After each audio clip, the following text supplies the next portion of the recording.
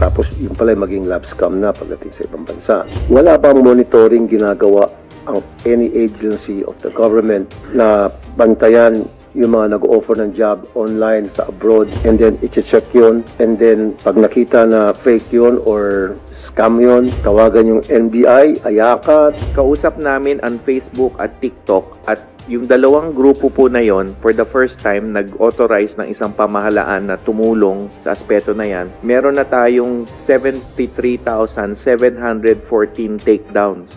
Okay. Sa TikTok at Facebook. However, Sen, as you know, kada takedown ng isa, may dalawa o tatlong posibleng umusbong. Kaya patuloy po, everyday po minomonitor natin ito, Chair. The most recent cooperation na ginawa namin with Meta was yung sindikato online na nag-duplicate ng mga Facebook pages ng legal na ahensya. But with the cooperation of Meta, pumayag na rin po sila i-take down yung mga copycat recruitment agency site. Bakit mabagal po yung aksyon ng ating gobyerno na para ma-rescue sila? Like in my case, meron yung lumapit sa office ko, 7 days na sila nasa kulungan at tawag sa Pilipinas at walang umaaksyon. Kasi it's not the ambassador who is in charge of the process.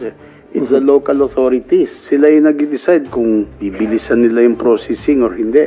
We've noticed with Cambodia, they're very sensitive. Pag yung mga naka-detain sa kanila, go on social media and talk about human trafficking, gano'n. Lalong pinapatagal nila yung exit permit. At any rate, just this past few days, may nawi tayong one batch of 26, another batch of 10. This was mga March sila na rescue doon, no? So, we hope it could be faster. So, baka makatulong na pag nandun na yung MWO. Ang role po ng DMW, pagkakaroon ng tulong sa DFA, sa repatriation. Kasi po, wala pa tayong migrant workers offices sa ASEAN. So, pero gagamutin po namin yung problema na yan this year. Magpo-propose kami ng MWO sa lahat ng ASEAN post na simulan na ho sa Bangkok.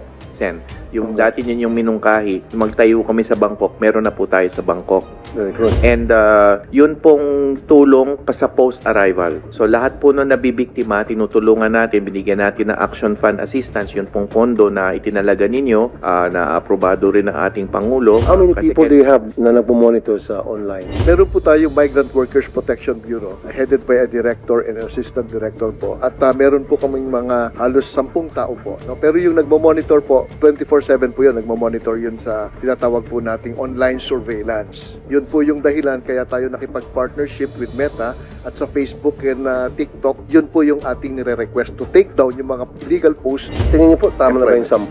Hindi kaya kulang pa yun? Kulang po talaga.